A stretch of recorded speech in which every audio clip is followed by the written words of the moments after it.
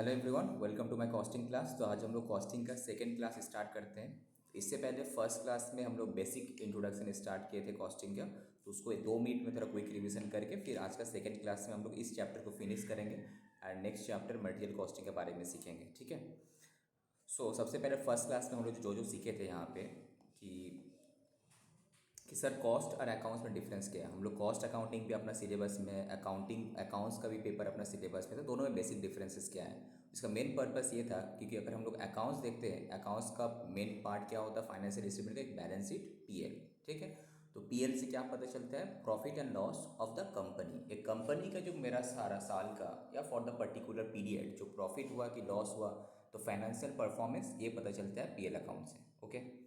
And balance sheet से financial position. But अगर suppose एक कंपनी, एक मैन्युफैक्चरिंग कंपनी है, ठीक है, वो मल्टीपल प्रोडक्ट बनाता है तो कोई कंपनी, तो अगर कंपनी वांट्स टू नो कि मेरा प्रोडक्ट वाइज परफॉर्मेंस क्या है, कौन सा प्रोडक्ट से ज़्यादा प्रॉफिट आया, कौन सा प्रोडक्ट से कम प्रॉफिट आया, कौन सा प्रोडक्ट मोस्ट प्रॉफिटेबल प्रोडक्ट है, कौन सा प्रोडक्ट लेस प्रॉफिटेबल प्रोडक्ट है, या फिर कौन सा प्रोडक्ट लॉस मेकिंग प्रोडक्ट है, अगर ये जानना है तो ये तो अकाउंट्स का जो पीएल अकाउंट का जो फॉर्मेट है वहाँ से तो पता नहीं चलेगा। तो फॉर दैट हम लोग क्या, प्रोडक्ट वाइज एक अलग से कॉस्ट शीट बनाने पड़ेगा, that is product wise cost calculate करने पड़ेगा, प्रोडक्ट वाइज तुमको सेलिंग प्राइस निकालने पड़ेगा, तब जाके दोनों का difference selling price minus cost करने से प्रॉफिटेबिलिटी पता चलेगा, जिसको हम लोग बोलते हैं कॉस्ट एनएसआर स्टेटमेंट वगैरह, जो हम दिखाएंगे धीरे। ठीक है। तो बेसिक फंडा क्या है, अगर सर देखो यहाँ पे हम दिखाए थे वाई कॉस्टिंग इज इम्पॉर्टेंट, कि अगर सबसे पहले से अगर हमको मार्केट में कोई भी प्रोडक्ट लॉन्च करना है, मार्केट में कोई भी प्रोडक्ट बेचना है, तो उसके लिए हमको चाहिए होता है क्या, I have to fix the selling price. तो अगर हमको सेलिंग प्राइस फिक्स करना है, so will not you check कि तुम्हारा से प्रोडक्ट का कॉस्ट क्या आ रहा है। सपोज मार्केट में सेलिंग प्राइस, सपोज ये सेम प्रोडक्ट 10 रुपये में बेच रहा है, कि हम भी 10 रुपये बेचने स्टार्ट कर दें विदाउट नोइंग कि मेरा कॉस्ट क्या आ रहा है। तो first I have to calculate, I have to estimate कि मेरा कॉस्ट क्या हो सकता है या फिर मेरा एक्चुअल में कॉस्ट क्या आ रहा है। अगर तुमको लग रहा है कि तुम्हारा सेलिंग प्राइस जो है मेरा कॉस्ट को ऊपर ही है, तो आराम से प्रॉफिट मार्जिन तुम जितना रखने का रख के हम as per the market scenario trend हम अपना सेलिंग प्राइस फिक्स कर सकते हैं। ओके। तो कोई भी कंपनी नहीं चाहता कि उसका जो सेलिंग प्राइस है उसका कॉस्ट प्राइस का नीचे रहे। अगर कॉस्ट के नीचे मेरा सेलिंग प्राइस चले गया तो लॉस वाला सिचुएशन आ सकता है। ओके। इसलिए हम हर सब कंपनी चाहता है कि कॉस्ट के ऊपर कुछ प्रॉफिट मार्जिन रख के सेलिंग प्राइस डिसाइड करे। इसलिए costing that is assessment of cost is most important. किस लिए, to determine the selling price, to fixation of the selling price for the decision making कि क्या सेलिंग प्राइस हम market में रखें। ओके। दूसरा, कॉस्टिंग से हम लोग क्या पता है, प्रोडक्ट वाइज परफॉर्मेंस पता चल जाता है कि प्रोडक्ट वाइज तुम कॉस्ट कैलकुलेट करोगे तो प्रोडक्ट वाइज परफॉर्मेंस, प्रोडक्ट कौन सा प्रोडक्ट ज़्यादा प्रॉफिट, कौन सा प्रोडक्ट कम प्रॉफिट दे रहा है, पता चल जाएगा। इससे फायदा क्या है, समटाइम्स कंपनी में सपोज क्या है, अभी मार्केट सिनेरियो तुम्हारा बहुत खराब है, तुम्हारा 10 प्रोडक्ट में से 4 प्रोडक्ट का मार्केट बहुत अच्छा है, 6 प्रोडक्ट का मार्केट बहुत खराब है। तो यहाँ पे कंपनी प्लानिंग कर सकता है कि मेरे जो रिसोर्सेस है, जो भी रॉ मटेरियल है, मैन पावर है, उसको एक काम करते हैं, लेस जो लॉस मेकिंग या फिर जिस प्रोडक्ट का भी डिमांड नहीं है वहाँ से हटा के जो प्रोडक्ट का मार्केट में डिमांड है वहाँ पे हम लोग एंगेज कर पाए, या फिर रॉ मटेरियल को प्रॉपरली हम लोग यूटिलाइज कर पाए। ठीक है। देखो यहाँ पे हम QTR जो product wise performance, fixation of selling price, management decision making में हेल्प करता है कि कौन सा प्रोडक्ट प्रॉफिटेबल, लॉस मेकिंग है वगैरह है। फिर जैसे कि आज हम लोग देखेंगे ब्रेक इवन पॉइंट वाला एक कंसेप्ट था, break even point, shut down point. ठीक है। दूसरा क्या है, inter company comparisons.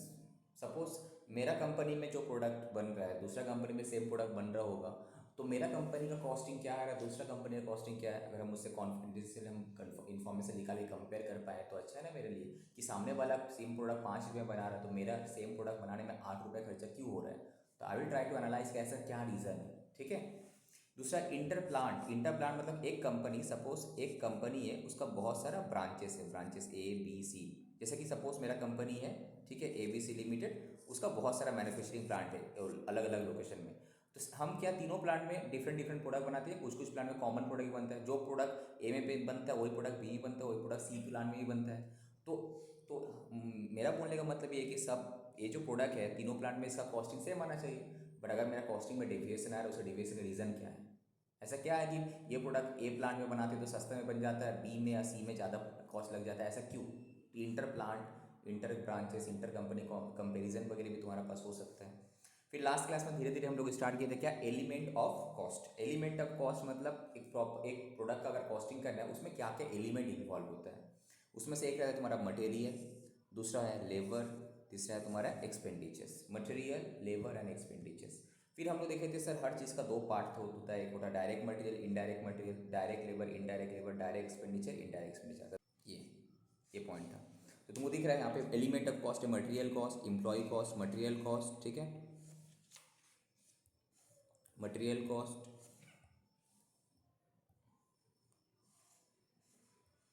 Employ cost, other expenses. ये इसमें लिखा है क्यों नहीं हो रहा?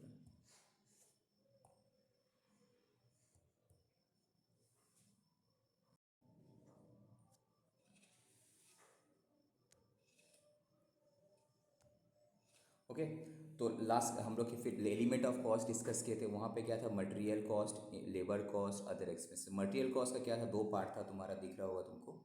मटेरियल कॉस्ट का दो पार्ट था, एक था तुम्हारा direct material cost, indirect material cost. Labour का भी दो पार्ट था, direct labour cost, indirect labour cost. Other expenses के भी दो पार्ट थे, डायरेक्ट एक्सपेंडिचर, इनडायरेक्ट एक्सपेंडिचर्स। तो इसी के बारे में हम लोग डिटेल में डिस्कस किए थे सर होता क्या है। तो फर्स्ट डायरेक्ट मटेरियल, उसको समझने के लिए हम लोग जैसे एक थोड़ा सा एक प्रोसेस समझे थे सर। मैन्युफैक्चरिंग कंपनी को भी अगर कंपनी को उठा लेते, मैन्युफैक्चरिंग कंपनी का फ्लो चार्ट क्या होता है, उसमें क्या क्या डिपार्टमेंट इन्वॉल्व होता है। तो सबसे पहले इंपॉर्टेंट डिपार्टमेंट क्या, प्रोडक्ट। कौन सा डिपार्टमेंट प्रोडक्ट बनाता है, प्रोडक्शन डिपार्टमेंट प्रोडक्ट बनाता है, राइट। तो प्रोडक्शन डिपार्टमेंट को प्रोडक्ट बनाने के लिए रॉ मटेरियल चाहिए होता है। तो रॉ मटेरियल परचेज कौन करेगा, परचेज डिपार्टमेंट। तो हम बताएगा कौन कि रॉ मटेरियल परचेज करना है कि नहीं करना है। तो वो रॉ मटेरियल डिपार्टमेंट, स्टोर्स का केस में स्टोर्स डिपार्टमेंट रहता है, स्टोर्स का केस में स्टोर्स डिपार्टमेंट रहता है, ठीक है। मटेरियल दो टाइप का, एक होता है रॉ मटेरियल, एक होता है तुम्हारा स्टोर्स आइटम। तो मटेरियल, एक जो रॉ मटेरियल देखता है that is raw material department, जो स्टोर्स देखता है वो होता है स्टोर्स डिपार्टमेंट, ठीक है। अब परचेज डिपार्टमेंट सब कुछ परचेज करके देगा, चाहे रॉ मटेरियल हो या फिर स्टोर्स डिपार्टमेंट हो गया। अब कैसे प्रोडक्शन करने के लिए रॉ मटेरियल आ गया, फाइन। अब हमको मैन पावर का इन्वॉल्वमेंट कौन किया, personal department, HR department. Administration कौन देखे, एडमिन डिपार्टमेंट, ठीक है। मार्केटिंग कौन करेगा, market department. Sales, finance department क्या करेगा, अकाउंटिंग वगैरह करेगा। और भी क्या है, प्लांट चलाने के लिए, मैन्युफैक्चरिंग के लिए हमको बहुत सारा सर्विस डिपार्टमेंट का जरूरत है, like power department, water management department, testing department, laboratory जो चलाता है, ट्रैफिक डिपार्टमेंट, मतलब तुम्हारे प्लांट के अंदर जो ट्रैफिक का मूवमेंट होगा उसको कौन कंट्रोल करेगा, चाहे लोको हो, ट्रेन हो, या फिर कोई भी ट्रक वगैरह हो, उसका सेफ्टी डिपार्टमेंट रहता है तुम्हारा, ठीक है। बहुत सारे कंपनी में क्या होता है, मेडिकल हॉस्पिटल भी रहता है, एक मेडिकल यूनिट भी रहता है, मेडिकल डिपार्टमेंट। टाउनशिप, बहुत सारा कंपनी, अगर तुम जमशेदपुर का बात करोगे वहाँ पे, या फिर सेल का या फिर टाटा का बहुत सारा टाउनशिप उठा लोगे, वहाँ पे क्या, जहाँ पे ये प्लांट है वहाँ पे एक टाउनशिप बना, एक शहर बना लिया है उसी का कंपनी का रहने के लिए, तो टाउनशिप। तो ये सब डिपार्टमेंट भी इन्वॉल्व है, ठीक है। नाउ हम लोग आए थे सर, तो ये था कि डायरेक्ट मटेरियल कॉस्ट क्या था। सबसे पहले रॉ मटेरियल क्या होता है, रॉ मटेरियल एक ऐसा मटेरियल है जो कि ना अल्टीमेटली मेरा फाइनल प्रोडक्ट का हिस्सा बन जाता है बनने के बाद। सपोज अगर हम बिरयानी बनाते, बिरयानी बनाने में ऐसा कौन सा आइटम है जो रॉ मटेरियल लेते हैं, लाइक हम लोग बोले थे राइस, चिकन, मटन, वो सब जो है। सिमिलरली अगर हम कोई भी प्रोडक्ट बनाते, सपोज तुम अगर कोई शर्ट बना रहे हैं तो शर्ट का रॉ मटेरियल है कॉटन, सूता जो उसमें यूज़ होता है वो रॉ मटेरियल है। सपोज अगर हम कुछ स्टील बनाते, कुछ भी स्टील प्रोडक्ट बनाते, उसका रॉ मटेरियल, उसमें जो स्टील यूज़ होगा, लिक्विड स्टील, वो उसका रॉ मटेरियल है, ठीक है। सिमिलरली अगर हम ऑटोमोबाइल इंडस्ट्री में अगर हम एक गाड़ी या फिर एक बाइक बनाते हैं, उसके लिए रॉ मटेरियल क्या होगा, जो प्लेट, स्टील का जो प्लेट रहता है वो उसका रॉ मटेरियल हिसाब से यूज़ होता है, ठीक है। तो तो अब डायरेक्ट मटेरियल, इनडायरेक्ट मटेरियल क्या है, डायरेक्ट मटेरियल एक ऐसा रॉ मटेरियल है जो कि इसका बिगर प्रोडक्शन हो ही नहीं सकता, which is ultimately which becomes the integral part of the final product, वो था डायरेक्ट मटेरियल। डायरेक्ट मटेरियल और एक चीज़ क्या है कि सपोज तुम 10 प्रोडक्ट बना रहा है तो तुमको पता रहता है कि ये पर्टिकुलर प्रोडक्ट बनाने में कौन सा रॉ मटेरियल यूज़ किया, आइडेंटिफाइबल रहता है। ये जो डायरेक्ट वर्ड जहाँ पे भी है, इट इज़ आइडेंटिफाइबल, कि कौन सा प्रोडक्ट के साथ कितना खर्चा हुआ है, मेरा रॉ मटेरियल लगा है, आइडेंटिफाइबल। जहाँ पे भी डायरेक्ट वर्ड है मतलब it is identifiable with the particular cost centre, कि हाँ ये प्रोडक्ट बनाने में ये रॉ मटेरियल हम यूज़ किए। तो इनडायरेक्ट रॉ मटेरियल क्या था, इनडायरेक्ट मटेरियल अल्टीमेटली प्रोडक्ट का हिस्सा नहीं बनता, प्रोडक्ट का अंदर एब्जॉर्ब नहीं होता, बट इस प्रोडक्ट का, इस प्रोडक्शन के लिए, मशीन चलाने के लिए सपोज तुमको पेट्रोल, डीजल, लुब्रिकेंट, ऑयल का ज़रूरत होता है, ठीक है। स्टोर, बहुत सारे स्टोर्स मटेरियल, स्पेयर्स आइटम्स वगैरह ज़रूरत पड़ता है, वो सब तुम्हारा क्या है, इनडायरेक्ट मटेरियल है। ये आइडेंटिफाइबल भी रहता है, समटाइम्स कॉमन मटेरियल रहता है। सपोज एक स्टोर डिपार्टमेंट में स्टोर मान ली, जहाँ ज़रूरत पड़ा दे दिया, कभी कभी आइडेंटिफाइबल रहता है, कभी कभी नॉन आइडेंटिफाइबल रहता है, मैक्सिमम टाइम आइडेंटिफाइबल रहता है, ठीक है। लेबर क्या है, लेबर मतलब यहाँ पे ओनली जो लेबर जो काम करता है, मजदूर, श्रमिक, वो नहीं। लेबर मतलब यहाँ पे ऑफिसर से लेके स्टार्ट करके एग्जीक्यूटिव रैंक तक सब इन्वॉल्व है। तो यहाँ पे दो टाइप का लेबर था तुम्हारा, दिख रहा है, direct labour, indirect labour. Direct labour and indirect labour, यहाँ पे देखो direct labour, indirect labour. Direct labour क्या था, जो अल्टीमेटली प्रोडक्शन में इन्वॉल्व है। Suppose production department A B C D 4 department है। ओके, सिर्फ ये 4 डिपार्टमेंट का जो मैन पावर है वही मेरा डायरेक्ट लेबर कॉस्ट है। उसको छोड़ के बाद में जितना सारा डिपार्टमेंट हम बोले, क्या फाइनेंस डिपार्टमेंट, तुम्हारा एक admin department, raw material department, purchase department, इन लोगों का डिपार्टमेंट में जो मैन पावर है उसका सैलरी लेबर कॉस्ट हम डायरेक्ट लेबर कॉस्ट नहीं बोलेंगे। बिकॉज डायरेक्ट लेबर कॉस्ट मतलब कि एक पर्टिकुलर प्रोडक्ट बनाने में डायरेक्टली कितना मैन पावर इन्वॉल्व था, जो कि ना आइडेंटिफाइबल है। हम बोल सकते हैं हाँ प्रोडक्ट ये बनाने में इतना मेरा मैन पावर इन्वॉल्व था, उसका सैलरी ये है, that is direct labour cost. But बाकी जो डिपार्टमेंट का सैलरी जो कि ना प्रोडक्शन डिपार्टमेंट नहीं है, non production department like service department, non production department, supporting department जैसे कि HR, raw material, purchase, marketing, finance, ये इतना सारा सर्विस डिपार्टमेंट, ये सब का सैलरी क्या होगा, indirect labour cost. Ultimately cost sheet में आएगा बट डायरेक्ट लेबर कॉस्ट बोल के नहीं आएगा, इनडायरेक्ट लेबर कॉस्ट बोल के आएगा, जिसको हम लोग बोलते हैं ओवरहेड। ठीक है, अंडरस्टूड। देखो लेबर जो है तुम्हारा, देखो एलिमेंट ऑफ कॉस्ट जो है इसमें एक मटेरियल कॉस्ट था, वो तो समझ में आ गया। Direct material, indirect material. Direct material क्या है, जो प्रोडक्शन में डायरेक्टली इन्वॉल्व है, एक ऐसा रॉ मटेरियल जिसका बिगर प्रोडक्शन बन ही नहीं सकता, दैट इज डायरेक्ट मटेरियल। अगर कोई भी प्रोडक्ट हम उठाते हैं उसका पीछे में जो इंग्रेडिएंट्स लिखा हुआ रहता है वही डायरेक्ट मटेरियल कॉस्ट है। और इनडायरेक्ट मटेरियल क्या है तुम्हारा, जो सब जो स्टोर्स हो गया, लुब्रिकेंट्स, पेट्रोल, सपोज एक मशीन चलाने के लिए वो पेट्रोल डीजल का जरूरत पड़ता है, तो वो भी तो है material, but indirect material, because जो प्रोडक्ट बनाते हैं उसमें तेल थोड़ी मिलेगा तुमको, नहीं मिलेगा, बट वो मशीन चलाने के लिए ज़रूरत था। ठीक है, तो that is why it is indirect material. बहुत सारा मशीन खराब हो जाए तो उसके लिए हमको स्पेयर पार्ट चाहिए होता है। ठीक है, इसको इंडायरेक्ट क्यों बोलता है, ये आइडेंटिफिकेबल नहीं होता है? क्या बोल रहे हो? इसको इंडायरेक्ट क्यों बोलता है? इसको इनडायरेक्टली इसलिए बोलता है तुम्हारा कि आइडेंटिफाइबल समटाइम्स होता है, समटाइम्स आइडेंटिफाइबल नहीं होता है। जो मटेरियल तुम्हारा आइडेंटिफाइबल हो गया वो तुम्हारा डायरेक्ट मटेरियल कॉस्ट में चले जाएगा। बहुत सारा स्टोर्स आइटम कॉमन टाइप का रहता है, तुम्हारा आइडेंटिफाइबल नहीं रहता है, वो तुम्हारा इनडायरेक्ट मटेरियल में चले जाएगा। अगर आइडेंटिफाइबल है तो मेरा डायरेक्टली मटेरियल कॉस्ट में चले जाएगा, बट उसका दो पार्ट होगा, एक होगा तुम्हारा रॉ मटेरियल कॉस्ट, दूसरा होगा तुम्हारा क्या, ऑपरेटिंग सप्लाईज, मतलब जो तुम्हारा स्टोर्स आइटम लगा। ठीक है, जो तुम्हारा पेट्रोल डीजल वगैरह लगा वो तुम्हारा डायरेक्ट लेबर मटेरियल का कॉस्ट है। बट वो अल्टीमेटली प्रॉब्लम ये है कि यहाँ पे तुम्हारा फाइनल प्रोडक्ट का हिस्सा नहीं बनेगा, इसीलिए हम लोग यहाँ पे इनडायरेक्ट मटेरियल कॉस्ट बोलते हैं। बट मटेरियल कॉस्ट जो होता है तुम्हारा वो पार्टली आइडेंटिफाइबल होता है, इनडायरेक्ट मटेरियल कॉस्ट, और पार्टली नॉन आइडेंटिफाइबल होता है। जो नॉन आइडेंटिफाइबल होता है उसको हम लोग एज ओवरहेड ट्रीट करते हैं, और जो आइडेंटिफाइबल होता है वो तुम्हारा अल्टीमेटली उस प्रोडक्ट का कॉस्ट शीट में डायरेक्टली उसका फेस में दिखता है। तो देखो यहाँ पे हम कॉस्ट शीट का फॉर्मेट लास्ट क्लास में डिस्कस किए थे, जैसे बेसिकली ये तुम्हारा फॉर्मेट था, कहाँ गया, सपोज ये फॉर्मेट है। ओके, जो रॉ मटेरियल है, हम जैसे कि हमको पता है कि डायरेक्ट मटेरियल क्या लगा इस प्रोडक्ट को बनाने में, वो तो रॉ मटेरियल था, तुम्हारा कॉस्ट शीट में डायरेक्टली दिखेगा। बहुत सारे ऐसा स्टोर्स आइटम था जो हम बता रहे स्टोर्स आइटम, वो कुछ आइडेंटिफाइबल है, कुछ नॉन आइडेंटिफाइबल है। जो आइडेंटिफाइबल है डायरेक्टली मेरा कॉस्ट शीट में उसी खर्चा का नाम से आएगा, suppose operating supplies, mechanical spare, electrical spares, जैसे कि हम लोग का स्टील इंडस्ट्री में रोल्स यूज़ होता है, रिफैक्ट्रीज यूज़ होता है। ठीक है, ये सब बहुत अमाउंट, ह्यूज अमाउंट का खर्चा होता है, तो ये सब। और जो तुम्हारा कॉमन खर्चा है, सपोज स्टोर डिपार्टमेंट पूरा अक्रॉस प्लांट इशू करके उसका रिकॉर्ड मेंटेन किया, आप कहाँ जाएगा, अल्टीमेटली कौन यूज़ किया, तो जो नॉन आइडेंटिफाइबल वो तुम्हारे इनडायरेक्ट मटेरियल कॉस्ट में चले जाएगा। ठीक है, बाकी जो लेबर कॉस्ट है तुम्हारा डायरेक्ट लेबर कॉस्ट, देखो लेबर कॉस्ट का एक तुम्हारा जो सैलरी बोल के कॉस्ट में दिखेगा, ये तुम्हारा डायरेक्ट लेबर कॉस्ट, मतलब ये पर्टिकुलर प्रोडक्ट बनाने में ये मैन पावर इन्वॉल्व था इस डिपार्टमेंट का, जो प्रोडक्शन डिपार्टमेंट का मैन पावर इन्वॉल्व था वो तुम्हारा हो गया direct labour cost, that is salary और वेजेस बोल के कॉस्ट में दिखेगा। बट इस पर्टिकुलर सपोज हम मेरे पास डिपार्टमेंट है 20, बट प्रोडक्शन डिपार्टमेंट है 4, दैट इज बाकी 16 क्या है, नॉन प्रोडक्शन डिपार्टमेंट, तो उसका सैलरी क्या होगा, उसका भी सैलरी तुम्हारा कॉस्ट प्रोडक्ट में आएगा, बट एज अ ओवरहेड यहाँ पे आएगा, एज अ ओवरहेड, इसमें सब कुछ घुसेगा। जो हम यहाँ पे थे टॉपिक में, देखो अगर हम इसको बड़ा करते हैं, देखो यहाँ पे डायरेक्ट लेबर कॉस्ट तुमको दिखा, इनडायरेक्ट लेबर कॉस्ट समझ में आया, नॉन प्रोडक्शन डिपार्टमेंट का सैलरीज। अब से में एक्सपेंडिचर्स, अब डायरेक्ट एक्सपेंडिचर मतलब मेरा जो पर्टिकुलर प्रोडक्शन डिपार्टमेंट है उस प्रोडक्ट को बनाने में जो मेरा खर्चा डायरेक्टली लगा है, सपोज मशीन खराब हो गया तो मशीन का रिपेयर मेंटेनेंस। ठीक है, उस पर्टिकुलर प्रोडक्ट से रिलेटेड कोई ड्राइंग बनाए, कोई डिज़ाइन हम बनाए, तो जो भी उस अगर जो आइडेंटिफाइबल है वो तुम्हारा डायरेक्ट एक्सपेंडिचर है। डायरेक्ट एक्सपेंडिचर का मतलब कॉस्ट शीट पर डायरेक्टली तुमको दिखेगा कहाँ ये पर्टिकुलर खर्च, जैसे कि हम लोग यहाँ पे व्हील, हम लोग रेल का चक्का बनाते हैं। अब रेल का चक्का बनाने के लिए हमको क्या करता है, बनाने के बाद कन्वर्सन करने पड़ता है, तो कन्वर्सन करने के लिए हमको बाहर भेजना पड़ता है, तो conversion that is machining, conversion charges, machining charges हमको आइडेंटिफाइबल ये जो है व्हील एंड एक्सेल प्लांट का ही है, तो डायरेक्टली मेरा उसी का कॉस्ट शीट में दिखेगा।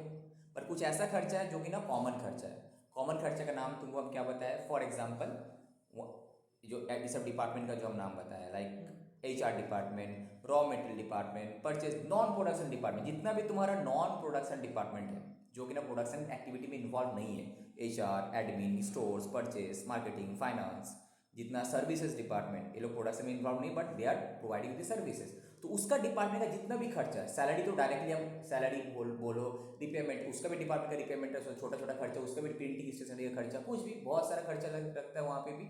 सपोज कोई सिविल वर्क हो उसका खर्चा, रिपेयर मेंटेनेंस उसका, प्रिंटिंग का खर्चा, सैलरी का खर्चा, मीटिंग वगैरह हो रहा उसका खर्चा, ठीक है। तो वो सब एक्सपेंडिचर वगैरह कहाँ जाएगा, वो तो कॉमन खर्चा है, वो तो पूरा प्लांट एज अ होल मेरा खर्चा है। अब हम एक पर्टिकुलर प्रोडक्ट में कैसे लेके जाए, तो हमको लेके जाने पड़ेगा ओवरहेड बोल के, जो एक ओवरहेड बोल एलोकेशन कैसे होता है, वो एक सेपरेट चैप्टर है, एक ओवरहेड जो है एक सेपरेट चैप्टर है जो हम लोग अलग से डिस्कस करेंगे, ठीक है, how to allocate the indirect expenditure overhead.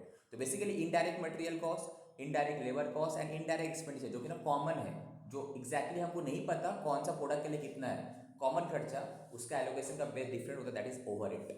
अगर तुमसे कोई पूछो व्हाट इज ओवरहेड, ओवरहेड क्या है, प्रोडक्शन डिपार्टमेंट को छोड़ के बाकी जो नॉन प्रोडक्शन डिपार्टमेंट का जो खर्चा होता है वो ओवरहेड है। दूसरा जो कॉमन खर्चा है, जो एग्जैक्टली हमको नहीं पता चलता है कौन सा प्रोडक्ट के लिए स्पेसिफिकली हम किए हैं, वो तुम्हारा क्या ओवरहेड है। फॉर एग्जाम्पल मेड सपोज तुम्हारा कंपनी में हॉस्पिटल फैसिलिटीज़ है, अपना टाउनशिप में हॉस्पिटल फैसिलिटीज़ है, अब हॉस्पिटल तो सब पेशेंट आता है, सब डिपार्टमेंट का पेशेंट आता है, तो is it possible to identify कि कौन सा डिपार्टमेंट का मैं बंदा को हम ट्रीटमेंट किए, इम्पॉसिबल है। तो हॉस्पिटल में डॉक्टर लोग का सैलरी, नर्स लोग का सैलरी, इतना ऑपरेशन होते हैं, इतने इक्विपमेंट परचेज, सब खर्चा कहाँ जाएगा, ऐसा overhead treat, that is indirect expenditures. Production का डायरेक्टली खर्चा नहीं है, इनडायरेक्ट खर्चा है। सपोज टाउनशिप में हम लोग रास्ता घाट इतना बनवा रहे हो, इतना लाइटिंग इलेक्ट्रिसिटीज चल रहा है, इतना हम लोग का क्वार्टर फैसिलिटीज़ है, उसका मेंटेनेंस वगैरह, ये सब खर्चे भी कहाँ जाएगा, इतना सारा पार्क वगैरह है दिख रहा है तुमको, उसका स्टेडियम वगैरह सब खर्चा वगैरह सब कहाँ जाएगा, ऐसे इनडायरेक्ट एक्सपेंडिचर। सपोज में बाहर में हम लोग ऑफिस बिल्डिंग है, ऑफिस बिल्डिंग प्रोडक्शन का डिपार्टमेंट नहीं हो, ऑफिस बिल्डिंग का जितना भी खर्चा वो सब कहाँ जाएगा, ऐसा ओवरहेड। तो मुझे दिखता हो इस बात पर, जितना भी तुम्हारा पर्टिकुलर प्लांट के बाहर जो भी डिपार्टमेंट एक कंपनी का रहता है, प्लांट के बाहर even non production department, plant के अंदर भी नॉन प्रोडक्शन डिपार्टमेंट का जो भी खर्चा वगैरह रहता है, ये सब क्या है, ओवरहेड है, हाँ कि नहीं, understood what is overhead. Simple चीज़ है, एक लाइन का आंसर, ओवरहेड क्या होता है, प्रोडक्शन डिपार्टमेंट को छोड़ के नॉन प्रोडक्शन डिपार्टमेंट, बाकी जो सर्विसेज डिपार्टमेंट, बाकी जो कॉमन खर्च है, ये सब तुम्हारा क्या है, ओवरहेड है। उसमें indirect material, indirect labour and indirect में, indirect labour how is overhead, suppose हम फाइनेंस डिपार्टमेंट पे है तो मेरा सैलरी कॉस्ट शीट में कैसे दिखाएगा, एज अ ओवरहेड दिखेगा, ठीक है, अंडरस्टूड। ये लास्ट क्लास में लोग डिटेल में सीखे थे। उसके बाद हम लोग आ गए तुम्हारा क्लासिफिकेशन ऑफ कॉस्ट, धीरे धीरे हम लोग मेन टॉपिक में घुसते हैं। कितना पेज में था वो, क्लासिफिकेशन ऑफ कॉस्ट 1.21 इसी में था ना, 1.21 ठीक है, यहाँ से। तो classification of cost based on behaviour, मतलब कॉस्ट का बिहेवियर को बेस करके हम लोग कॉस्ट को दो पार्ट में क्लासीफाई कर सकते हैं, एक वो तुम्हारा वेरिएबल कॉस्ट और दूसरा हुआ फिक्स कॉस्ट, ठीक है, एक होता है वेरिएबल कॉस्ट, दूसरा है तुम्हारा फिक्स कॉस्ट। अब क्वेश्चन ये था कि सर वेरिएबल कॉस्ट क्या होता है, फिक्स कॉस्ट क्या था, इसको समझना बहुत इंपॉर्टेंट। अगर कॉस्टिंग को समझना है, ये पूरा एक फाउंडेशन है, वेरिएबल कॉस्ट फिक्स कॉस्ट समझ में आ गया तो तुमको बहुत सारा कंसेप्ट यहीं से क्लियर हो जाएगा, ठीक है। तो what is variable cost, what is fix cost, cost का दो पार्ट होता है, वेरिएबल कॉस्ट, फिक्स कॉस्ट, ठीक है। तो वेरिएबल कॉस्ट क्या है समझने के लिए हम लोग क्या देखे थे, कुछ कुछ फीचर्स होता है वेरिएबल कॉस्ट का। क्या है variable cost, directly link to the production, directly link to the production, मतलब प्रोडक्शन होगा, ऐसा कौन सा एक्सपेंडिचर है जो कि ना प्रोडक्शन के साथ डायरेक्टली रिलेटेड है, दैट इज प्रोडक्शन होगा तो खर्चा होगा, प्रोडक्शन नहीं होगा तो खर्चा नहीं होगा, ऐसा कौन सा है, that is a variable cost. Example of variable cost क्या होता है, ऐसा कौन सा खर्चा, like raw material, raw material का प्रोडक्शन करेंगे तो खर्चा होगा, एक महीना एक दिन का प्रोडक्शन नहीं करेंगे तो रॉ मटेरियल का यूज़ नहीं होगा। सेम स्टोर आइटम, जैसे कि स्टोर्स आइटम, स्टोर से भी कुछ रहता है तुम्हारे स्पेयर्स पार्ट, जो खरीद के लेके आएगा तुम यूज़ करना करो तो एक टाइम के बाद एक्सपायर हो जाएगा, वो फिक्स्ड है। बट कुछ वेरिएबल रहता है जैसे कि लुब्रिकेंट्स, पेट्रोल, डीजल वगैरह जो है, ये सब तुम्हारा कुछ कुछ स्टोर आइटम और भी है तुम्हारा, वो सब क्या, जैसे कि हम लोग यहाँ पे रोल्स, रिफ्लेक्टरीज वगैरह यूज़ करते हैं, सब स्टोर आइटम, ये सब तुम्हारा रिपेयर मेंटेनेंस बहुत सारा कंपनी में एज अ फिक्स ट्रीट करता है, बहुत सारा कंपनी में वेरिएबल करता है, हम लोग यहाँ पे फिक्स लेके चलते हैं। बिकॉज रिपेयर मेंटेनेंस क्या है, कोई भी कंपनी में जब रिपेयर मेंटेनेंस होता है वो क्या ना एक कॉन्ट्रैक्ट दे देता है, तो काम करना है पूरा साल भर का, ठीक है। अब कॉन्ट्रैक्ट तो फिक्स है, प्रोडक्शन हो या ना हो काम तो चलते रहेगा, रिपेयर मेंटेनेंस तो करेगा ही वो, ठीक है। कुछ ऐसा रिपेयर है कि हाँ जो मशीन से रिलेटेड मेरा रिपेयर हुआ तो जस्ट मशीन पे खराब हुआ बोल के रिपेयर करने पड़ा, वो तुम्हारा वेरिएबल में जा सकता है, बट मैक्सिमम कंपनी इसको एज अ फिक्स ट्रीट करता है। रिपेयर मेंटेनेंस प्रैक्टिकली सब फिक्स हिसाब से ट्रीट करते हैं। ओके, तो वेरिएबल कॉस्ट का नेचर क्या है तुम्हारा? Directly link to the productions, directly link to the productions. ठीक है। दूसरा, no production no variable cost. दूसरा, जितना ज़्यादा प्रोडक्शन टोटल वेरिएबल कॉस्ट उतना ज़्यादा होगा, जितना कम प्रोडक्शन टोटल वेरिएबल उतना कम होगा। बट वेरिएबल कॉस्ट का जो पर यूनिट है वो सेम रहेगा। कैसे सेम रहेगा हम बताते हैं। फॉर एग्जाम्पल, वेरिएबल कॉस्ट में हम एक बार आते हैं, यहाँ से सेकेंड क्लास स्टार्ट करते हैं ना, लेक्चर 2। अच्छा, डेट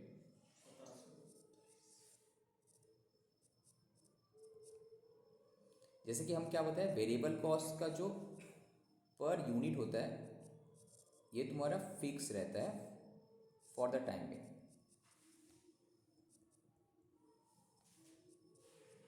एग्जाम्पल, सपोज हम ऐसा प्रोडक्ट बना, सपोज मेरा पावर प्लांट है, सपोज फॉर एग्जाम्पल मेरा क्या है ना, पावर प्लांट है। ये पावर प्लांट में पावर कैसे जनरेट होता है ना, कोयला से।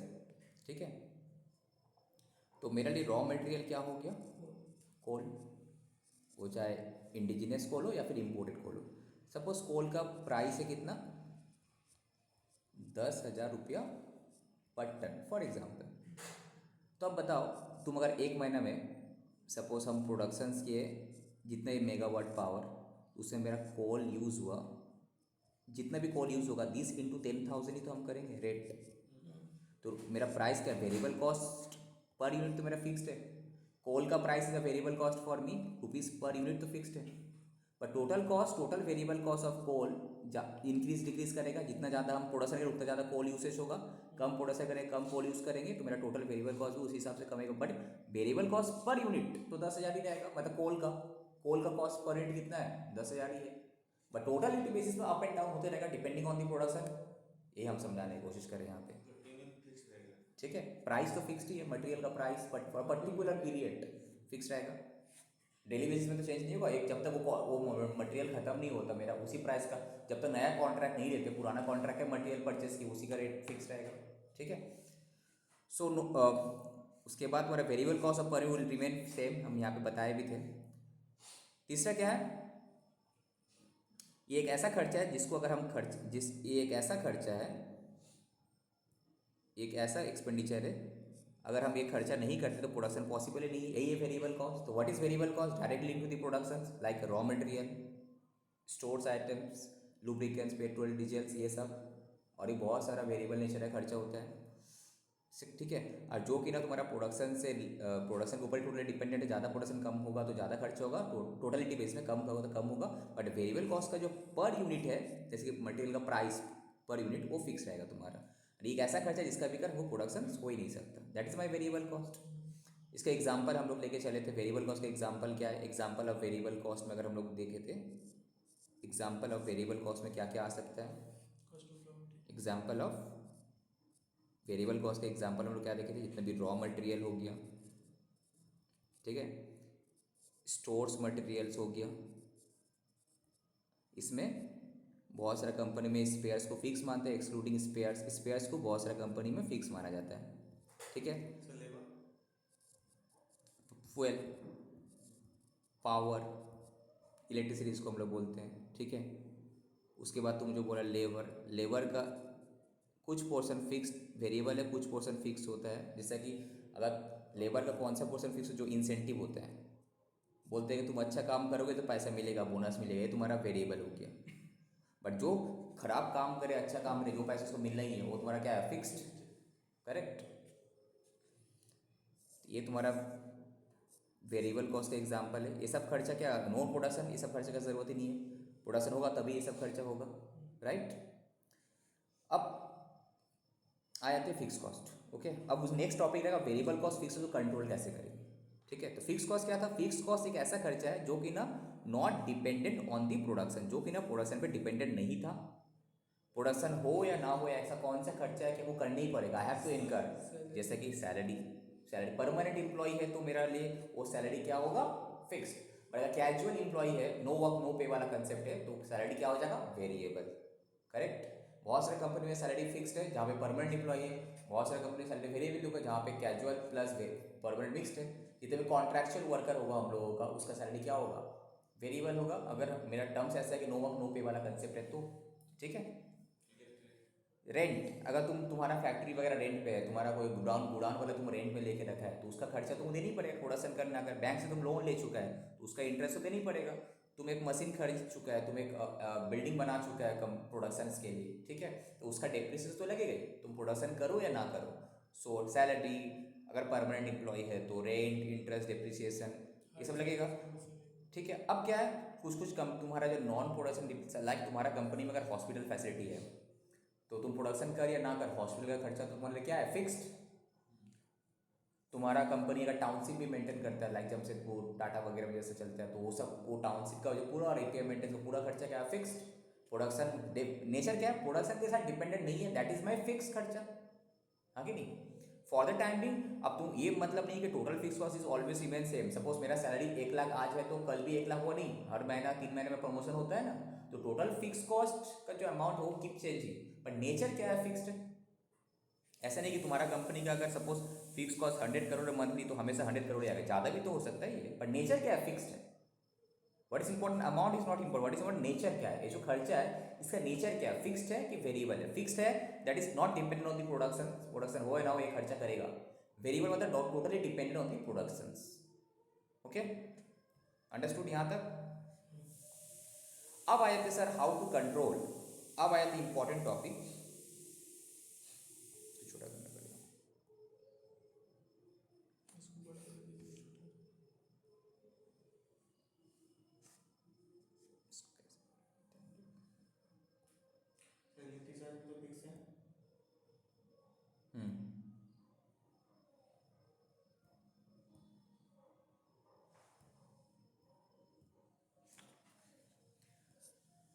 तो अब हम लोग आ जाते तुम्हारा कि how to control cost control, या फिर कैसे कॉस्ट को हम रिड्यूस कर सकते, कॉस्ट रिडक्शन। उसके लिए 2 पार्ट को हमको फोकस करने पड़ेगा कि सर वेरिएबल कॉस्ट कैसे कम करें एंड फिक्स कॉस्ट कैसे कम करें, राइट।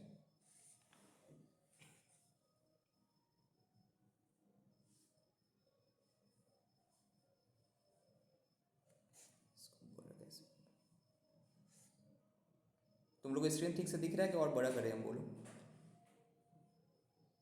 हाँ सर दिख रहा है। ठीक है, अब तो दिखना चाहिए। तो कॉस्ट रिडक्शन वेरिएबल कॉस्ट को सर कैसे कम कर सकते हैं एंड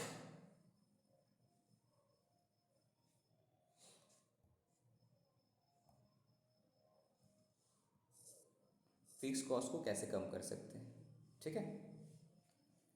तो बताओ कोई भी चीज़ का सपोज जैसे कि हम बताए थे वेरिएबल कॉस्ट में तुम्हारा एग्जांपल क्या था, तुम्हारा एग्जांपल लेके चले थे हम, सपोज मटेरियल, ओके।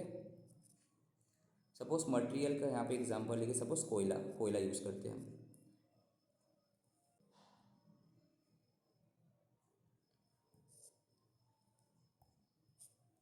तो कोयला यूज़ करते हैं, अब सपोज कोयला जो यूज़ करते हैं हम तो वहाँ पे क्या है, कोयला का क्वांटिटी रहता है एंड प्राइस रहता है।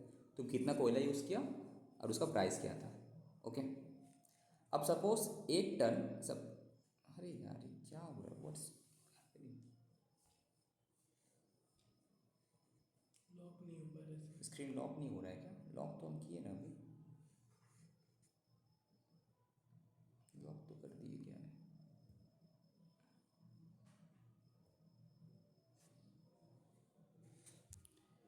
क्वांटिटी एंड प्राइस, ठीक है। तो सपोज 1 टन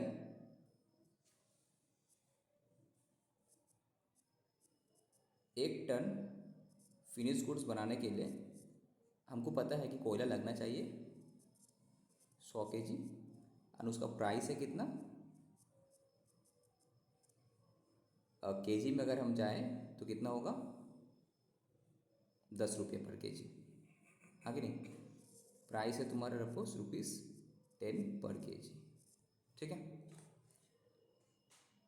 तो हिसाब से तुम्हारा 1 टन फिनिश गुड्स बनाने में तुम्हारा कोयला कितना खर्च होगा, 100 इंटू 10 करो मल्टीप्लाई, दैट इज 1000। इतना मेरा कोल का कॉस्ट होना चाहिए, कोल का cost for 1 ton finish goods, right, इतना होना चाहिए। अब तुमको पता था कि ये मेरा स्टैंडर्ड डेटा था कि हमको 1 टन जो भी गुड्स बनाते कोयला से, सपोज हम कुछ भी एग्जांपल ले लो, कोयला से बनाते तो 100 kg कोल लगना चाहिए था। एंड अगर हम प्राइस लेके चलते कि 10 रुपये करके भी होता तो 1000 रुपये का मेरा कोल मटेरियल कॉस्ट होना चाहिए था। ओके, बट तुमने एक्चुअल में देखा कि एक्चुअल में हम देखे कोल कितना यूज़ हुआ कि सर 110 kg एंड प्राइस है उसका 11 रुपये करके, तो मेरा कॉस्ट कितना हो गया?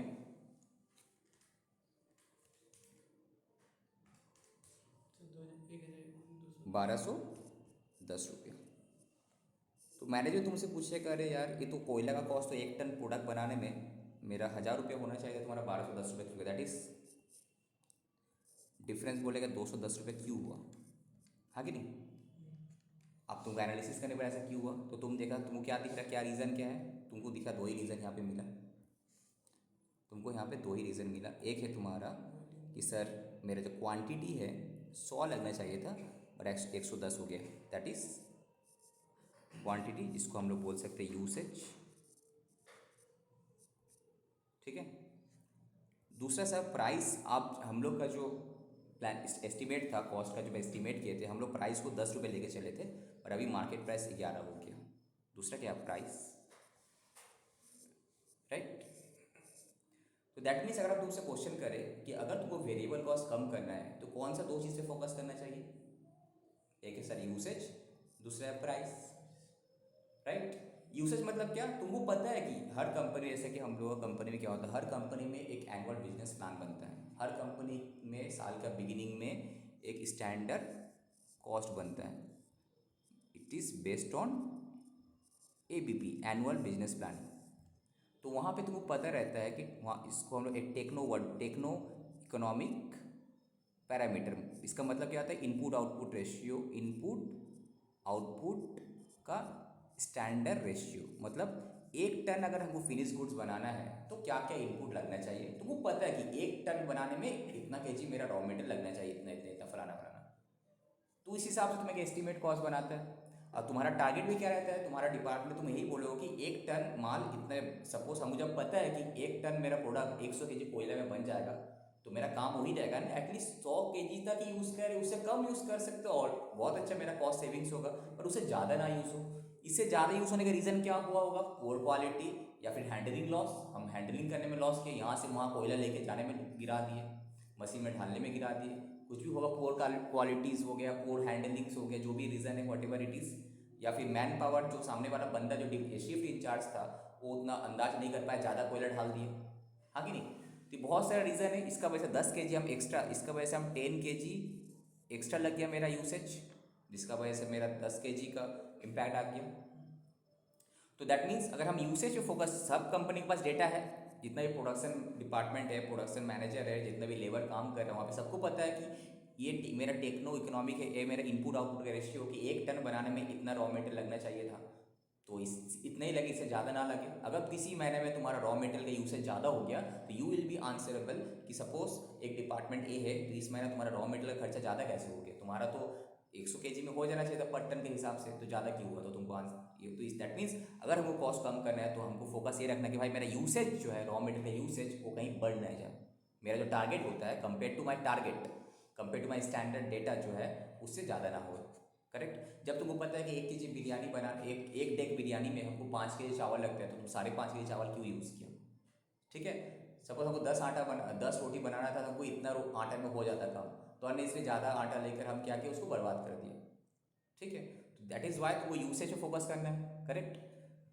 दूसरा प्राइस, अब क्या रॉ मटेरियल प्राइस 2 टाइप का, एक होता है तुम्हारा मार्केट ड्राइवन, मार्केट कंट्रोल करता है जिसमें तुम्हारा कुछ करने का नहीं है, जो सब product international market, national market में डिमांड सप्लाई का बेस करके इसका प्राइस फिक्स्ड होता है, उसमें तुम्हारा कुछ करने का नहीं है।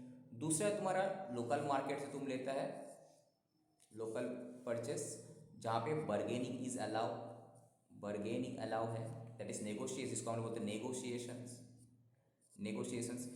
तो ये कौन सा डिपार्टमेंट इसके साथ इन्वॉल्व है? परचेज डिपार्टमेंट में।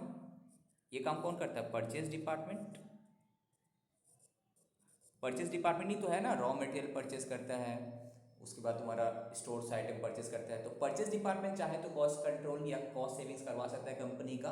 उसको प्रॉपरली मार्केट प्रॉपरली मॉनिटरिंग करने पड़ेगा, किस टाइम कौन सा वेंडर के पास से कौन सा सप्लायर से वो मतलब मटेरियल परचेज करना है, कितना ज़्यादा हम नेगोशिएशन कर सके। अगर सपोज तुम्हारा कंपनी में सप्लायर ही 3-4 रखा है, वो लोग आपस में कार्टेल फॉर्म करके तुमसे ज़्यादा प्राइस में बिड करेगा, और तुम अगर मार्केट को अच्छे से एक्सप्लोर करोगे, 3 का जगह तुम 20 सप्लायर लेकर आओगे अपना जब कोटेशन, जब भी क्या होता है, जब भी कोई मटेरियल हमको परचेस करने पड़ता है, हमको कोटेशन इन्वाइट करने पड़ता है सप्लायर लोग से। तो हम ज़्यादा सप्लायर अगर एक्सप्लोर करेंगे मार्केट में, तो ज़्यादा कंपटीशन तो हम उतना अच्छा नेगोशिएट कर पाएंगे। ये सर नो। तो अगर वेरिएबल कॉस्ट को कम करना है, एक तो सर यूसेज पे फोकस करना है, दूसरा है तुम्हारा प्राइस पे। ये तो था मटेरियल कॉस्ट। और मटेरियल छोड़ के जो बाकी सर्विस कॉस्ट है, ये तो था तुम्हारा ये तो हम मटेरियल का एग्जांपल दिए। सर मटेरियल छोड़ के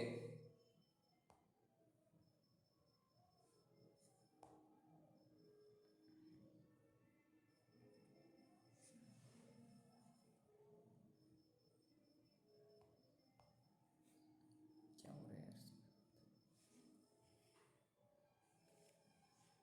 नीचे क्यों नहीं जा रहा? सर लॉक मैंने कर दिया स्क्रीन।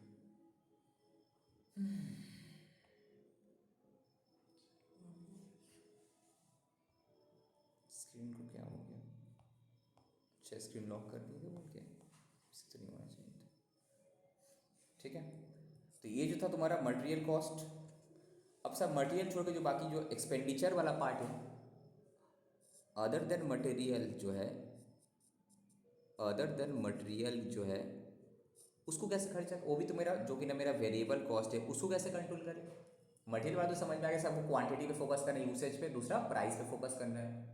ठीक है, तो अब अदर देन मटेरियल जैसे कि तुम्हारा फॉर एग्जांपल वेरिएबल कॉस्ट में तुम्हारा हो गया बहुत सारा स्टोर्स ग्रुप, जो भी सर्विसेज जो कॉन्ट्रैक्ट, सपोज सर्विसेज जो भी लेते हैं हम, जो भी हम सर्विस लेते हैं वही मेरा खर्चा हुआ, या कोई भी सपोज रीपेमेंट से खर्चा वगैरह जो भी है, तो वहाँ पे क्या करना है, वहाँ पे भी सेम जो सर्विस प्रोवाइडर को हम सर्विस दे रहे हैं, तो वहाँ पे अच्छा से वो क्या करने पड़ेगा, नेगोशिएशन करने पड़ेगा। अननेसेसरी मेरा कंपनी में प्रिंटिंग स्टेशनरी का खर्चा ना हो देखने पड़ेगा। अननेसेसरी मेरा कंपनी में सपोज ये बिल्डिंग सही है, अननेसेसरी रिपेमेंट का काम शुरू करवा दिया, तो वो सब अननेसेसरी खर्चा को तुमको रोकने पड़ेगा। You have to monitor unnecessary expenditure, जो कि ना ज़रूरत ही नहीं है बट बेफालतू का काम करवा रहा है।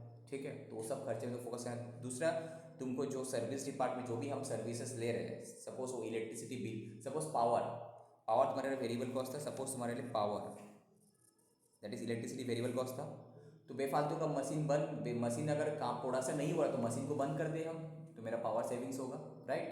अगर कोई बिल्डिंग में है नहीं तो इलेक्ट्रिसिटी ऑफ रखे, बेफालतू को फैन चल रहा है, एसी चल रहा है, जैसे प्लांट में बड़ा बड़ा मशीन चलता है बहुत इलेक्ट्रिसिटी खाता है।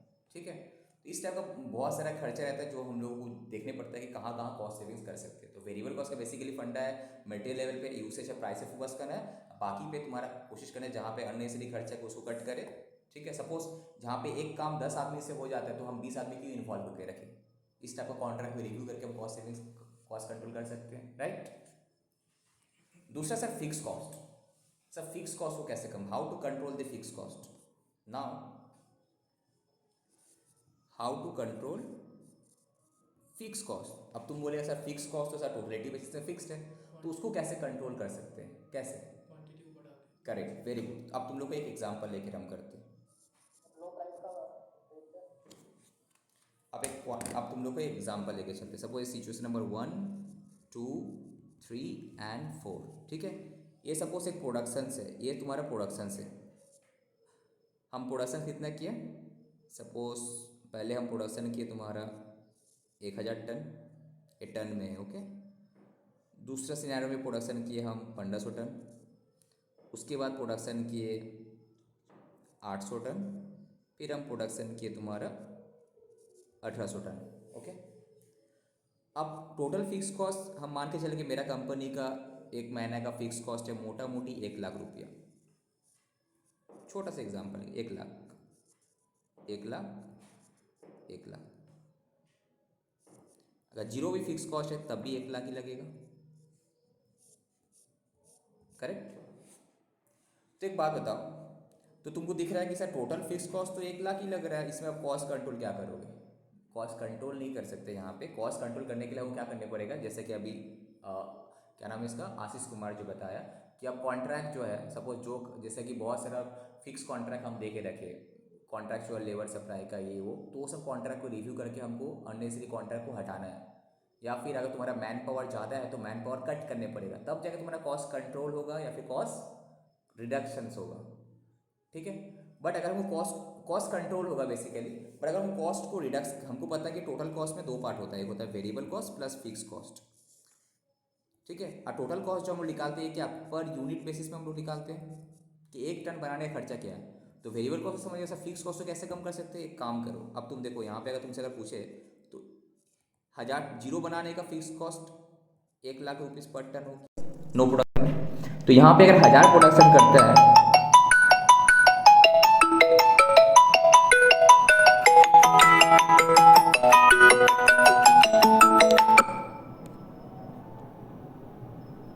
अगर यहाँ पे मेरा 1000 प्रोडक्शन है तो फिक्स कॉस्ट पर यूनिट कितना होगा, दैट इज 100 रुपया,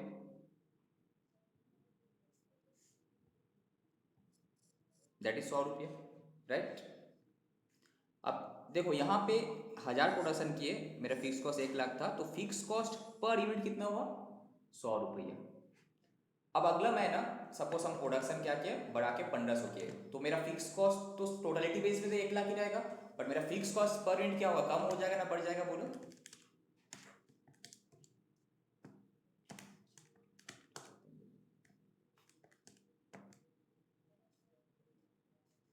क्या हो रहा है, 1 लाख से डिवाइड करें 6 आ रहा है, 1 लाख डिवाइडेड बाई 1500, 66.67।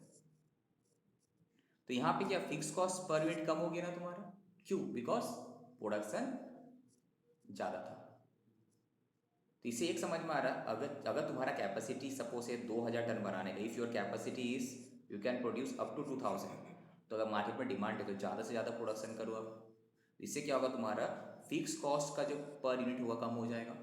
अगला महीना क्या हुआ, तुम्हारा प्रोडक्शन सही नहीं हुआ, what ever may be the reason, raw material नहीं मिला, वट एवर, तो तुम्हारा क्या हुआ, फिक्स कॉस्ट बढ़ गया ना, देखो 1 लाख डिवाइडेड बाय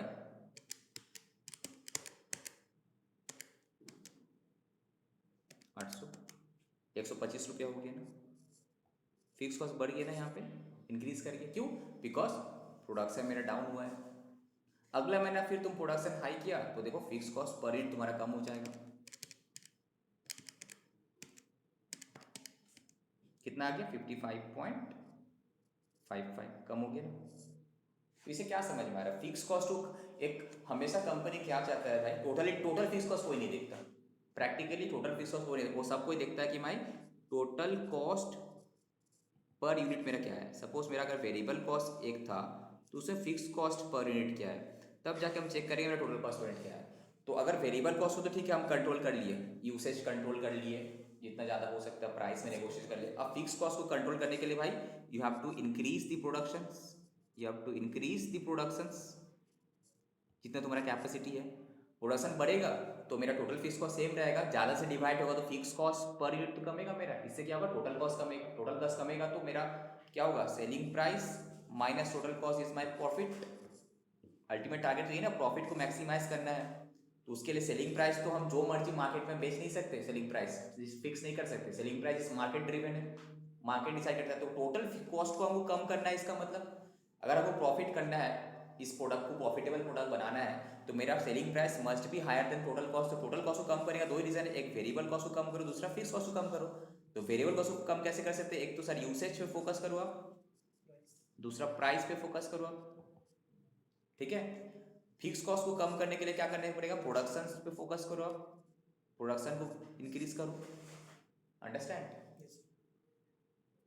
तो अगर इसको हम ब्रीफ करते हैं कि वेरिएबल कॉस्ट फिक्स कॉस्ट कैसे कर, वेरिएबल कॉस्ट होता क्या है, फिक्स कॉस्ट होता है, समझ में आ गया, बट इनकम्प्लीट था अगर तुमको ये नहीं पता कि सब वेरिएबल कॉस्ट को कंट्रोल कैसे कर सकते, कम कैसे कर सकते। यूसेज पे फोकस करना है, दूसरा प्राइस पे फोकस करना है, और जो भी तुम्हारा वेरिएबल नेचर का खर्चा है उसको कैसे अननेसेसरी खर्चे को कम कर सके। फिक्स कॉस्ट को कम करने का तरीका क्या है? एक तो आप प्रोडक्शन कम ज़्यादा करो, इससे क्या होगा, टोटल फिक्स कॉस्ट सेम रहा भी तो फिक्स कॉस्ट पर यूनिट मेरा क्या हो जाएगा, कम हो जाएगा। ज़्यादा production fix cost per unit कम हो जाएगा। ऐसा मतलब नहीं ज़्यादा प्रोडक्शन टोटल फिक्स कॉस्ट तो सेम ही है फॉर द टाइम बिंग। अगर सपोज मेरा कंपनी का महीने का फिक्स कॉस्ट अगर 100 करोड़ से, तो 100 करोड़ से रहेगा हर महीना, जीरो प्रोडक्शन में भी 100 करोड़ से खर्चा लगेगा, राइट। दूसरा क्या है, कुछ ऐसा फिक्स नेचर का कॉन्ट्रैक्ट तुम करके बैठा है जिसका कोई जरूरत ही नहीं है अभी, तो उस टाइप का कॉन्ट्रैक्ट्स को like repay maintenance contract, labour supply contract, जो जरूरत है उसको तुम हटा दो, बंद कर दो फॉर द टाइमिंग, तो तुम्हारा खर्चा ऐसे कम हो जाएगा। This is how we can reduce the cost. ठीक है, यहाँ तक कोई डाउट? ऑनलाइन क्या सीखे हम लोग? Why costing is important, because product wise performance जाने के लिए कॉस्टिंग इंपॉर्टेंट है। ठीक है, दूसरा तुम्हारा फिक्स, हमको अगर नहीं, अगर कॉस्ट नहीं निकालेंगे तो पता कैसे चलेगा कि हम जो प्रोडक्ट बेच रहे प्रॉफिटेबल है ना लॉस में, सही at what position we're standing actually. ठीक है, दूसरा क्या था, एलिमेंट ऑफ कॉस्ट देखे हम लोग, direct material cost, labour cost and expenditure. Direct material, indirect material, direct labour, indirect labour, direct expenditure, indirect expenditure. Direct material मतलब क्या था, जो मटेरियल अल्टीमेटली मेरा प्रोडक्ट का पार्ट है, जिसका बिना प्रोडक्ट बन ही नहीं सकता, लाइक रॉ मटेरियल का जितना भी एग्जाम्पल हम लोग कोल वगैरह है। इनडायरेक्ट मटेरियल जो सपोर्टिंग नेचर का काम, लाइक पावर फ्यूल वगैरह जो रहता है, पेट्रोल, लुब्रिकेंट, डीजल्स, ऑयल्स। ठीक है, एंड तुम्हारा लेबर दो टाइप का होता है, जो प्रोडक्शन में इन्वॉल्व है, दैट इज डायरेक्ट लेबर, उसका डायरेक्टली कॉस्ट शीट पे तुमको दिखेगा। एंड एक्सपेंडिचर जो डायरेक्टली आइडेंटिफाइबल है, वो डायरेक्टली कॉस्ट शीट में दिखेगा। और जो मटेरियल, जो लेबर, जो एक्सपेंडिचर आइडेंटिफाइबल नहीं है, कॉमन खर्चा है, तो वो सब तुम्हारा as a overhead cost sheet में दिखेगा but as a overhead, that is non production department का जो भी खर्चा है वो सब तुम्हारा ओवरहेड है। ठीक है, उसके बाद हम लोग वेरिएबल फिक्स कॉस्ट के बारे में डिस्कस करें। वेरिएबल कॉस्ट क्या है तुम्हारा, totally depend on the production, ज़्यादा प्रोडक्शन करेगा तब भी कम करेगा, टोटलिटी बेस में ज़्यादा कम होगा, but variable cost per unit will remain same.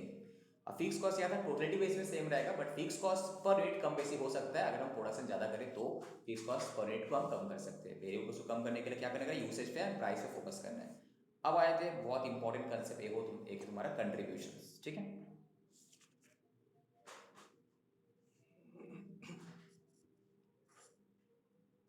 Contribution.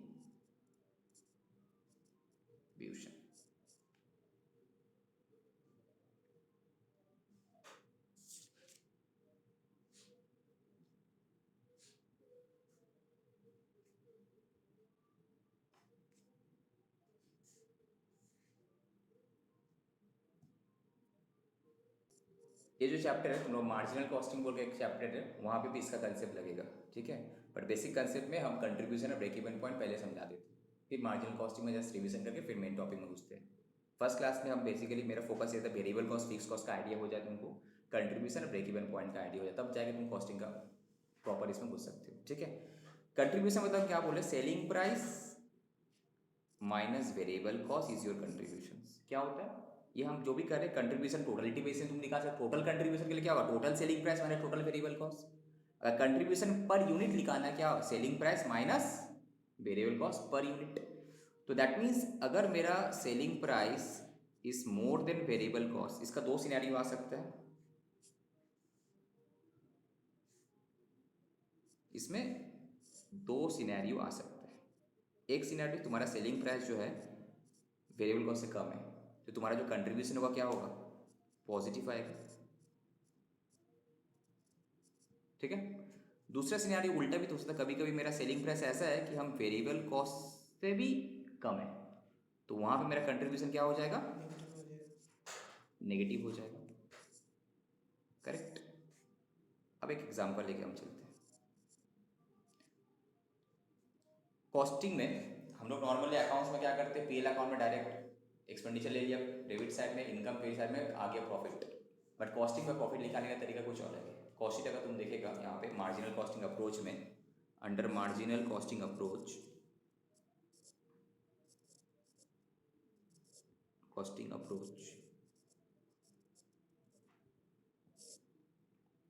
Suppose ये तुम्हारा सेलिंग प्राइस है। ओके,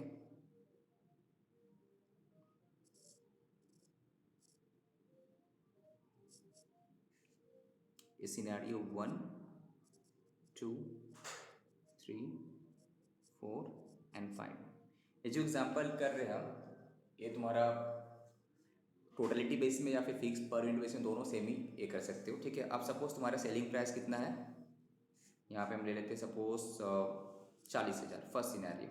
ओके, सेलिंग प्राइस कितना है, 40,000। अब ये जो प्रोडक्ट हम बना रहे हैं, ये प्रोडक्ट को बनाने का वेरिएबल कॉस्ट कितना है?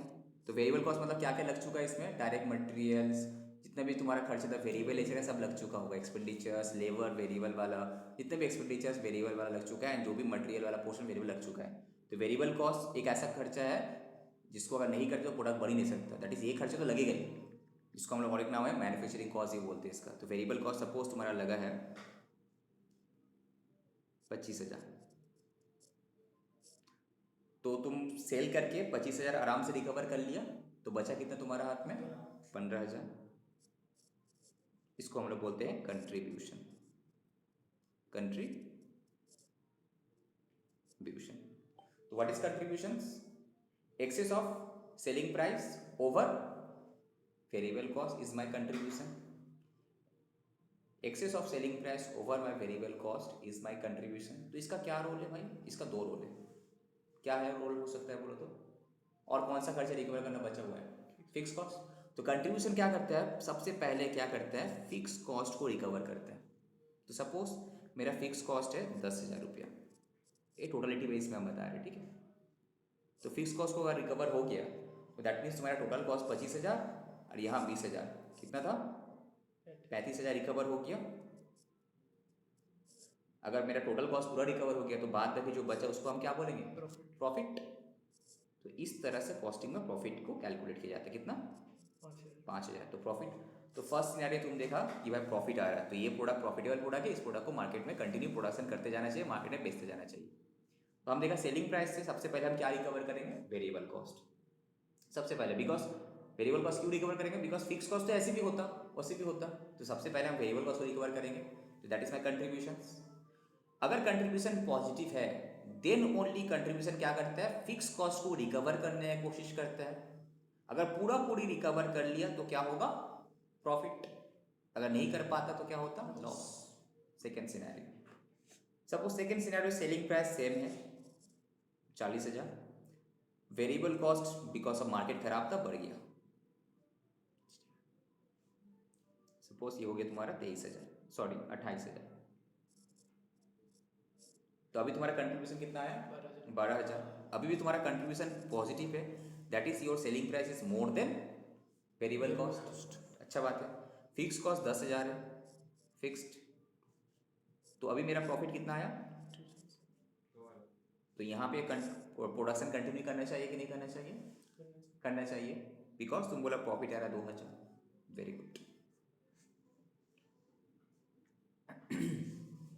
सेकेंड सिनेरियो सेम 40,000 है सेलिंग प्राइस, वेरिएबल कॉस्ट बढ़ गया तुम्हारा 30,000, तो कंट्रीब्यूशन कितना आया? 10। अब फिक्स कॉस्ट भी कितना है? तो यहाँ पे प्रॉफिट या लॉस कुछ भी नहीं हुआ, नहीं। तो यहाँ पे बताओ प्रोडक्शन करना चाहिए कि नहीं करना चाहिए? अब क्वेश्चन है करना चाहिए। क्यों करना चाहिए? बिकॉज सर अगर सपोज ये प्रोडक्शन अगर नहीं करते तो आपको जो ये 40,000 मेरा नहीं आता, तो ये जो कंट्रीब्यूशन 10,000 आता ये भी नहीं आता, तो वेरिएबल कॉस्ट भी नहीं लगता, फाइन। बट मेरा फिक्स कॉस्ट तब लगता, तब मेरा लॉस कितना होता? 10,000। लॉस हो जाता। ये 10,000 कहाँ से देते? पॉकेट से। लॉस हो जाता। जस्ट बिकॉज हम प्रोडक्शन कर रहे हैं बोलकर एक्स्ट्रा 10,000 आ रहा है मेरे पास एज अ कंट्रीब्यूशन, और वो 10,000 क्या कर रहा? पूरी फिक्स कॉस्ट को रिकवर कर पा रहा है, तो मेरा लॉस जो हो रहा था लॉस नहीं हो रहा। तो लॉस का ना होना भी तो प्रॉफिट ही है, करेक्ट? इसको हम लोग और एक वर्ड बोलते हैं ब्रेक इवन पॉइंट, BEP, जो अभी हम इसके बाद समझाएंगे। तो थर्ड नंबर से तुम बस ये मत देखो टोटलिटी बेस पे, तुम ये देखो कि अगर नो प्रोडक्शन होता तो सर कंट्रीब्यूशन भी जो आपको मिल रहा है 10,000 रुपये पॉजिटिव, वो नहीं होता। तो कंट्रीब्यूशन मेरा 10,000 रुपये पॉजिटिव नहीं होता, कंट्रीब्यूशन मेरा अगर 10,000 रुपये पॉजिटिव नहीं होता तो क्या होता? मेरा फिक्स कॉस्ट रिकवर नहीं होता, तो अनरिकवर फिक्स कॉस्ट मेरा क्या हो जाता? लॉस हो जाता। पूरा 10,000 ही मेरा लॉस हो जाता, करेक्ट? बट हम जस्ट बिकॉज प्रोडक्शन किए बोल के जो 10,000 फिक्स कॉस्ट था उसको रिकवर कर पाए पूरा, तो लॉस से बच गए। अब दूसरा सिनेरियो, सपोज सेलिंग प्राइस वही सेम 40,000 लेके चलते हैं हम, वेरिएबल कॉस्ट और बढ़ गया, कितना हुआ भाई? 35,000। तो यहाँ पे कंट्रीब्यूशन क्या हुआ 5,000। 5,000। तो बताओ कंट्रीब्यूशन में तुम्हारा कम हो गया एंड फिक्स कॉस्ट है तुम्हारा 10,000। तो यहाँ पे लॉस कितना हो रहा है 5,000। 5,000। तो एक बात होता है, यहाँ पे प्रोडक्शन कंटिन्यू करना चाहिए कि नहीं करना चाहिए? बोलो। करना चाहिए, बिकॉज अगर नो प्रोडक्शन करते, अगर प्रोडक्शन नहीं करते तो मेरा लॉस कितना होता? फिक्स कॉस्ट पूरा मेरा लॉस होता। बट जस्ट बिकॉज प्रोडक्शन कर रहे हैं बोलकर जो 5,000 मेरे पास एक्स्ट्रा आ रहा है ना, ये 5,000 क्या कर रहा है? It is helping me to recover the fix cost. आज जितना फिक्स कॉस्ट रिकवर नहीं हो पा रहा है, जो 5,000 लॉस है, ये क्या है? आज तुम लोग को पता चलेगा कॉस्टिंग और अकाउंट में डिफरेंस क्या है, अभी तक नहीं पता है, आज पता चलेगा। अनरिकवर फिक्स कॉस्ट यही लॉस है ना। तो यहाँ पे 5,000 लॉस है, वो क्या है? जो फिक्स कॉस्ट हम रिकवर नहीं कर पाए, दैट इज माई लॉस। कि मेरा सेलिंग प्राइस इतना enough was not sufficient enough to recover entire my fixed cost. It has although recovered the variable cost, but it has recovered my partly fixed cost, not entire fixed cost. तो जो fixed cost हम recover नहीं कर पाए तो मेरा क्या loss है, जिसका वजह से लॉस आ रहा है। अब 5 number scenario, same selling price 40,000। अब मार्केट में मेरा कोयला का प्राइस इतना बढ़ गया, सपोज से क्या हो गया ना 42,000 हो गया वेरिएबल कॉस्ट, तो मेरा कंट्रीब्यूशन क्या हो गया? नेगेटिव। तो फिक्स कॉस्ट तो कंट्रीब्यूशन खुद ही नेगेटिव हो गया, तो फिक्स कॉस्ट को कैसे रिकवर करेगा? नहीं कर पाया, तो फिक्स कॉस्ट 10,000 तो लगेगा ही। तो मेरा लॉस कितना हुआ? 12,000। तो बताओ इस सिनेरियो में प्रोडक्शन करना बेनिफिशियल होगा कि स्टॉप शट डाउन कर देना बेनिफिशियल? बताओ ये सर। हाँ, तो हम लोग कैसे समझेंगे सर? अगर हम शट डाउन करते हैं तो क्या क्या नहीं होगा? अगर हम शट डाउन करते हैं तो क्या क्या नहीं होगा? ये 40,000 नहीं होगा, तो ये भी नहीं होगा, तो 2,000 नेगेटिव आ रहा तो वो भी नहीं होगा। तो मेरा अगर नो प्रोडक्शन है, दैट मीन्स अगर नो प्रोडक्शन होता, अरे पेंसिल क्यों आ गया, पेन चाहिए पेन। दैट मीन्स अगर मेरा नो प्रोडक्शन होता तो मेरा लॉस कितना होता? बस फिक्स कॉस्ट ही मेरा लॉस होता 10,000। That is fix cost, unrecover fix cost. बस जस्ट बिकॉज हम प्रोडक्शन कर रहे हैं कि मेरा जो बनाने का खर्चा है, my manufacturing cost is more than my selling price. जब तुम बना ही रहा, वेरिएबल कॉस्ट तुम्हारा 42,000 है, तो तू how could you sell it below the variable cost? Below variable cost बेचने मतलब लॉस है तुम्हारा। 2,000 तुम यहीं से लॉस कर दिया थे, ये लॉस को तुम बचा सकता था 2,000 को, अगर तुम नहीं बनाता। तो जब नहीं बनाने में मेरा फायदा है, लॉस का 2,000 बच रहा है, तो हम नहीं बनाते। तो जस्ट बिकॉज तुम बनाए बोल के यहाँ पे एक लॉस हुआ 2,000, वो क्या है? अनरिकवर वेरिएबल कॉस्ट। तो एक्चुअल में लॉस कितना हुआ? एक्चुअल लॉस जो 12,000 हुआ, इसका दो पार्ट है, एक है तुम्हारा 2,000, ये क्या है? अनरिकवर वेरिएबल कॉस्ट, और ये जो 10,000 है ये क्या है? अनरिकवर फिक्स कॉस्ट। दैट मीन्स एक कंपनी में लॉस क्या होता है? अभी तक जैसा कि अकाउंट्स में लॉस मतलब क्या समझते हैं? Income minus expenditure. If your expenditure is more than your income, then is loss. और अगर हमको अंडर में ऑपरेशंस करना है तो कॉस्टिंग की हेल्प लेने पड़ेगा, ठीक है। तो अगर कंपनी को वांट्स टू, सपोज तुम जैसे कि यहाँ पे डिसीजन ले पा रहा है, यहाँ पे भी तेरा लॉस हो रहा था 5,000, अगर अकाउंट्स का पॉइंट ऑफ व्यू तुम सोचे, तुम बोला लॉस आ रहा है, कंपनी लॉस में चल रहा है, बट कॉस्टिंग का पॉइंट ऑफ व्यू सोचे तब भी तुम फायदा में है। ये सिचुएशन में ये सिचुएशन में तुम अकाउंट्स का पॉइंट ऑफ व्यू सोचेगा ये नो प्रॉफिट नो लॉस, यहाँ पे तो मेरा लॉस ही हो रहा 5,000, बट कॉस्टिंग का पॉइंट ऑफ व्यू तुम सोचेगा लॉस तुम 5,000 का बचाया है यहाँ पे कॉस्टिंग का पॉइंट ऑफ व्यू, अकाउंट्स का पॉइंट ऑफ व्यू सोचा कि जस्ट मेरा लॉस हुआ 12,000, और इसका पॉइंट ऑफ व्यू तुम सोचेगा कि हम लॉस मेरा, अगर हम प्रोडक्शन कर दिए तो 2,000 लॉस बचा भी लिए यहाँ पे। अगर प्रोडक्शन कंटिन्यू करते 2,000 एक्स्ट्रा लॉस होता, अगर हम प्रोडक्शन बंद कर देते तो 10,000 लॉस होगा यहाँ पे, ठीक है। तो दैट मीन्स एक चीज समझ में आ रहा है तुमको, व्हाट इज लॉस? लॉस का डेफिनेशन क्या है? Unrecover if my contribution if my contribution is positive, then loss means what? Unrecovered fixed cost is my loss. जैसे कि ये वाला scenario number 4, if my contribution is positive, then my loss is what? Unrecovered fixed cost. But if my contribution is negative, then loss is what? Unrecovered variable cost plus fixed cost. ये होता है loss. Understand? इसको हम conclusion करते हैं। और हम conclude करते हैं छोटा से में, if contribution is positive, that is selling price is greater than variable cost, ठीक है,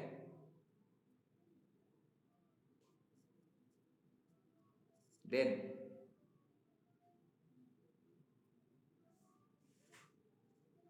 loss means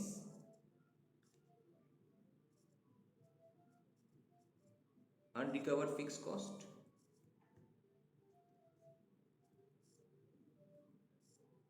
Same if contribution is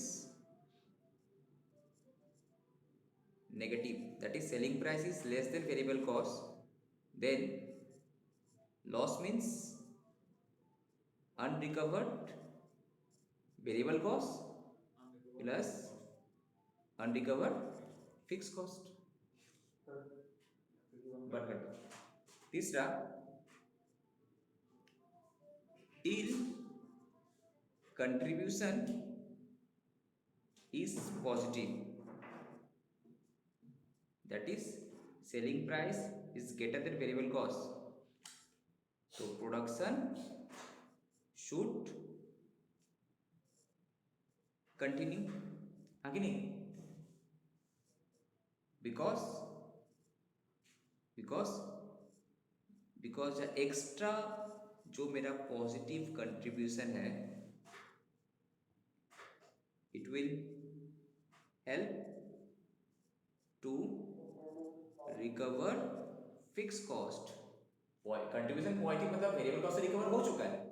if your contribution is positive मतलब वेरिएबल कॉस्ट से रिकवर हो चुका है, तो बात बाकी क्या है, ये क्या करेगा, फिक्स कॉस्ट को रिकवर करने का कोशिश करेगा. पूरा कर लिया तो profit. If full, that means यहाँ पे दो सिनेरियो हो जाएगा.